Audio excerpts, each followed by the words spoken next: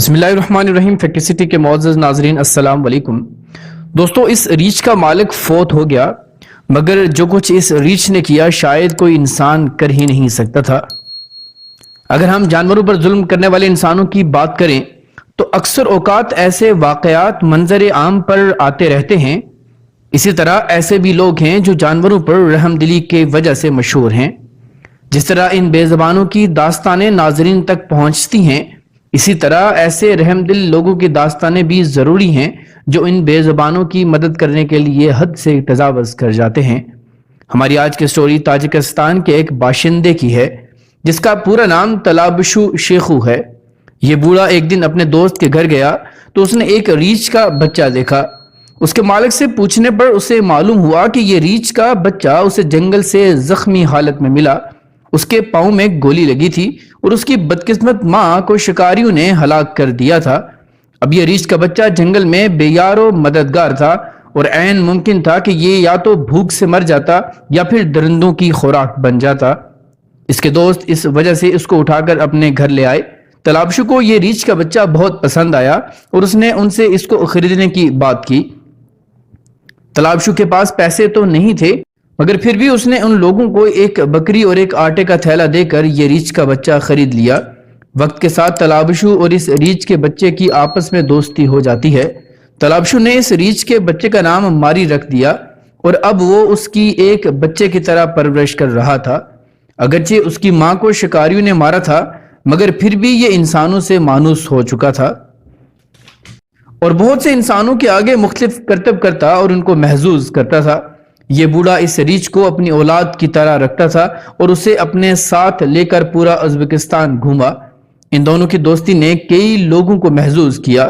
اس دنیا میں کسی بھی چیز کو دوام نہیں ہے۔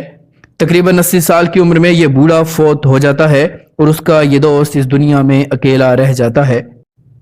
کہا جاتا ہے کہ یہ ریچھ صرف 2 ماہ بعد ہی فوت ہو گیا تھا، لیکن حقیقت یہ نہیں ہے۔ جب اس ریچھ کا مالک مر گیا تو اس ریچھ کو زو کیپر اٹھا کر لے جاتے ہیں۔ زو کیپر کے مطابق یہ ریچھ اپنی قید و بند کی زندگی سے اور اپنے مالک سے بچھڑنے کی وجہ سے کافی پریشان رہتا تھا اور اس نے کئی دنوں تک نہ تو کھانا کھایا اور نہ ہی سر اٹھایا۔ اس زو کے ڈائریکٹر نے مزید بتایا کہ آہستہ آہستہ یہ ریچھ بہتر ہوتا گیا اور اس کا موڈ بھی خوشگوار ہونے لگا اور اب یہ ریچھ ایک بار پھر سے خوش نظر آ رہا تھا اور وقت کے ساتھ یہ ریچھ چڑیا گھر کے 2 سٹاف ممبرز کے ساتھ اٹیچ بھی ہو جاتا ہے۔ اپنی ماں پر انسانوں کے ظلم کے باوجود وہ انسانوں پر یقین کرنا شروع کر دیتا ہے اور ان سے مانوس ہو جاتا ہے، کیونکہ اسے شاید معلوم تھا کہ ہر انسان ایک جیسا نہیں ہوتا۔ اس بوڑھے کا بیٹا جو اب 18 سال کا ہو چکا تھا، وہ نہ صرف اپنے باپ بلکہ اس پالتو ریچھ کو بھی یاد کرتا تھا، اس لیے وہ اکثر اس ریچھ سے ملنے زو میں جاتا تھا اور یہ ریچھ بھی کافی بوڑھا ہو چکا تھا اور اس کی دیکھنے کی صلاحیت بھی کافی کمزور پڑ چکی تھی، لیکن ابھی بھی وہ اس بچے کو دور سے سونگھ لیتا تھا۔ یہ ریچھ اپنے پچھلے دونوں پاؤں پر کھڑا ہو جاتا اور اپنے خیالات کا اظہار کرتا۔ اس بچے کے مطابق اس ریچھ کو جب چڑیا گھر لایا گیا تو وہ بہت ناراض تھا اور جب بھی اس سے ملنے آتے تو وہ ان سے منہ پھیر لیتا تھا۔ اس بوڑھے کے مرنے کے بعد کئی لوگوں نے حکومت تاجکستان سے اپیل کی کہ اس بوڑھے کا مجسمہ بنایا جائے۔ ہو سکتا ہے کہ آنے والے دنوں میں اس بوڑھے کا اس کے ریچھ کے ساتھ مجسمہ بن جائے۔ دوستو، محبت ایسی دولت ہے جو جانوروں کو بھی میسر آ جائے تو اشرف المخلوقات سے بھی بڑھ کر وفا کا پیکر بن کر چھلکنے لگتی ہے۔ ایسی محبت کا اظہار اس کہانی میں ریچھ نے بھی کیا، اس نے مر کر بھی اپنے مالک سے وفا نہ چھوڑی۔ امید ہے کہ ہماری آج کی یہ ویڈیو آپ کو ضرور پسند آئی ہوگی۔ ویڈیو پسند آنے کی صورت میں لائک، شیئر اور کمنٹ کر کے اپنی آراء سے ہمیں ضرور آگاہ کیجیے گا۔ ملتے ہیں اگلی ویڈیو میں کسی نئے ٹاپک کے ساتھ، تب تک اپنا اور اپنے سے منسلک تمام لوگوں کا خوب خیال رکھیے گا۔ فی امان اللہ۔